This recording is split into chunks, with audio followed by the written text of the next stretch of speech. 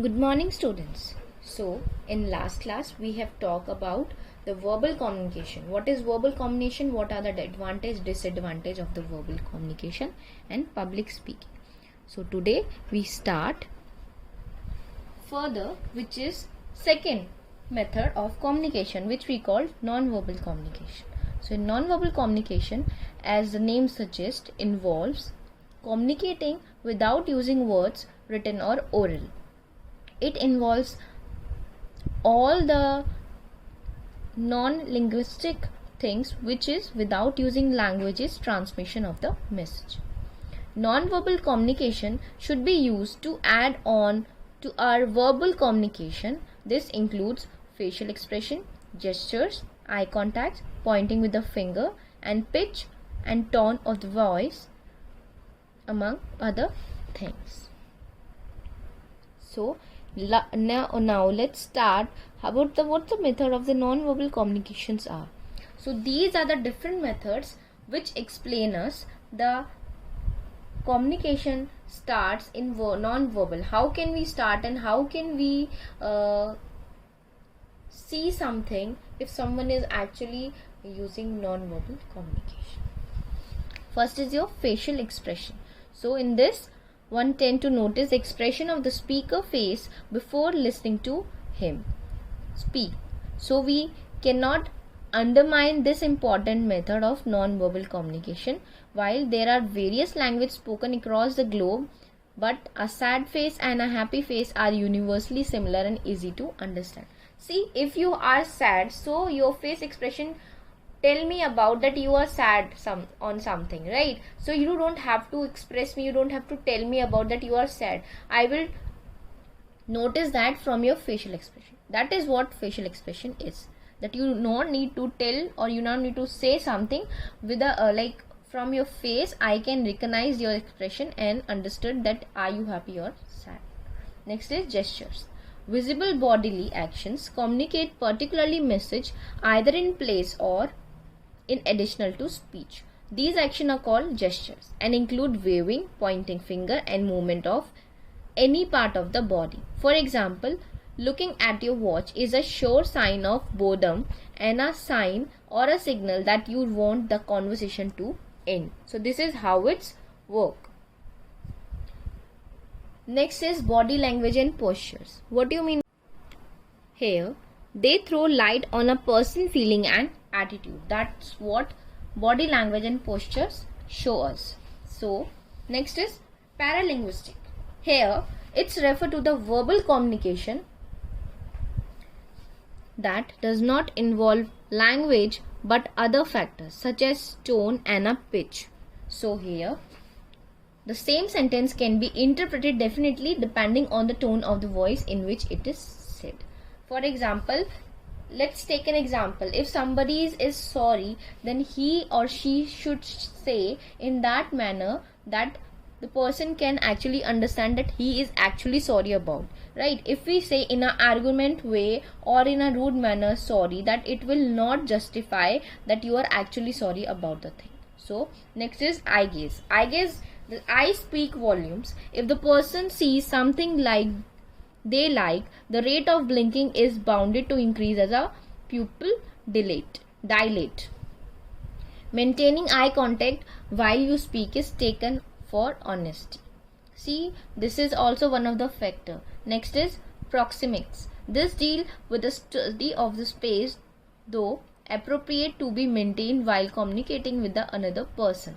Which distance a person deems as appropriate will based on his culture background, social upbringing with the person and other such factors. Next is dress and appearance. Dress and appearance, your way of dressing and your appearance based on your choice of color, hairstyle, etc. can send out a very strong message. That is why it is considered that you are approximately dressed for the occasion. For example, you would dress formally for a job interview, right? So our dress and appearance also make a big factor, and it say that it will show the presence of the things which happen. Next is haptic. Haptic is a part of non-verbal communication that convey meaning through physical contact. Touch can be used to show sympathy, affection, familiarity, and other emotions. This is how haptic act happen.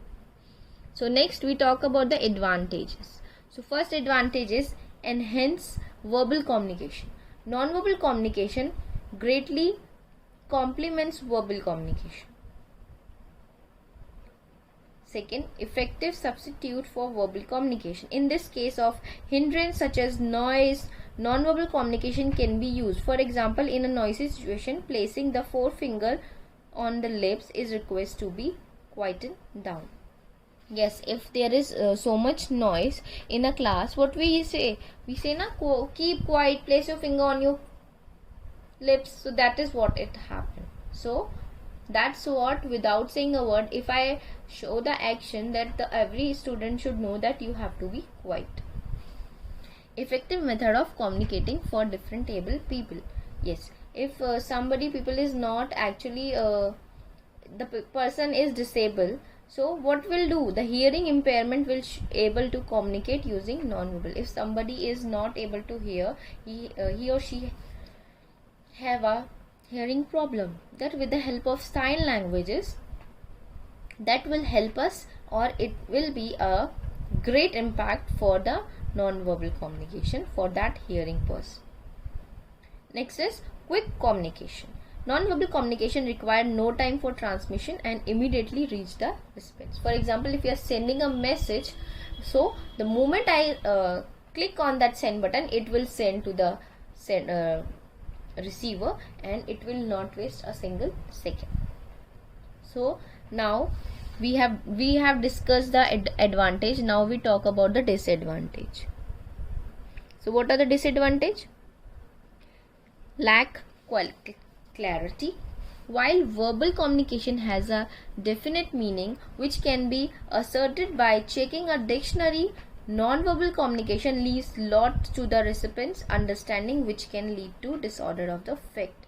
Yes, it means that whenever we talk, we clarify the things, but when we are mailing something or messaging something, so there must be some words which are not understandable by the others, and it can maybe create some problem. So that's where clarity issues are there. Second is not a tool for communication to a crowd. Yes, non-verbal communication cannot be used communicate to a crowd at large. As you can see, we are talking about a crowd. So yes, it's very obvious that in a crowd we cannot use non-verbal communication. We cannot mail so many people. We cannot send the messages. We have to be verbal. We have to be vocal to that person. Only that the crowd can understand. Third is last point is cannot sustain a long conversation. Yes, it is not possible to discuss detail of a message using non-verbal communication. Yes, so we cannot discuss so many things over email or a chat. For this we need to use verbal communication only. So that's all for today class. I hope you all are safe. Have a good day. Thank you.